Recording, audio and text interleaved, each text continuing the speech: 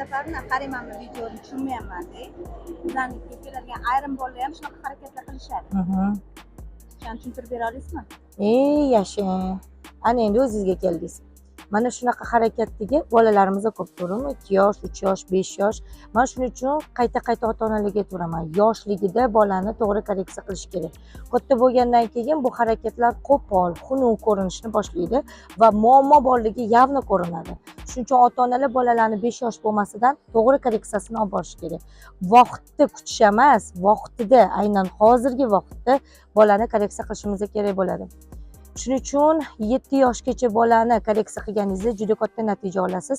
Katta bo'lgandan keyin bu korreksiya qilishlar borgan sari qiyinchilik tug'diradi va buni samarasi ham kam bo'ladi. Shuning uchun men qayta ota-onalarga shu narsani ta'kidlashga harakat qilaman. Bu videodan yoki bu mulohazadan biza ota-onalarni qo'rqitish emas niyatimiz, bolani holatini, stereotip, stim harakatlarini, nobop xulqini to'g'rilash uchun tezroq harakat qilishligini tavsiya qilamiz.